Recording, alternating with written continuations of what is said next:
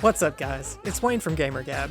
You know, if you had asked me about Oblivion a month ago, I would have gazed longingly into the distance and recalled the time we spent back together in 2006. I still remember emerging from the sewers at the beginning of the game and being so impressed with how pretty it was. Dear God, it's beautiful. Oblivion was Bethesda at its peak. It was prime innovation and prime jank all rolled into one fantastic mess. Now, almost 20 years later, Oblivion is back. So let's get into it. Gamer Gab.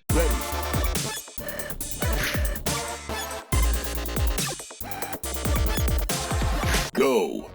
First off, can you all join me in marveling at the fact that Bethesda managed to keep this a secret for as long as they did?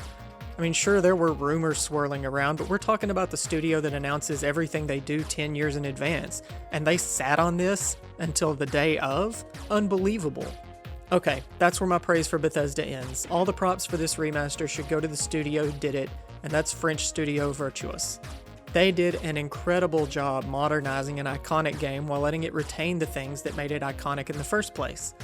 They say hindsight's 20/20, and looking back, although we didn't know it at the time, I think Oblivion really represents the beginning of Bethesda's fall from grace, and just like your bully from high school, that's where they peaked.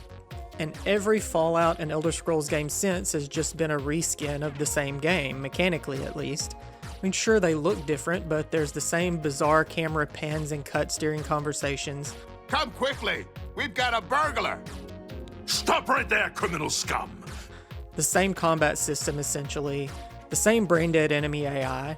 In fact, many of the same gameplay bugs and glitches that existed in Oblivion show up in Starfield almost 2 decades later. Don't get me wrong, I love the Oblivion remaster, but I think the reasons that it works so well are the same reasons that Fallout 76 and Starfield didn't. Oblivion is a time capsule. For those of us who played it and loved it back in 06, it's a nostalgic playdate with an old friend. A throwback to a simpler time, but it's also a bittersweet reminder of where some of our favorite franchises are today.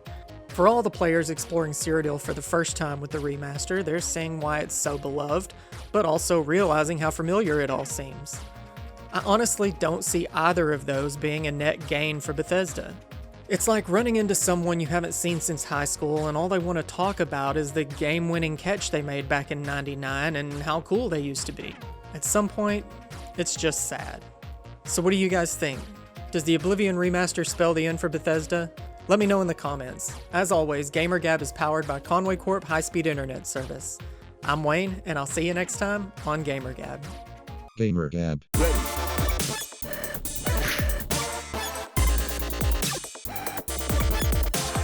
Go!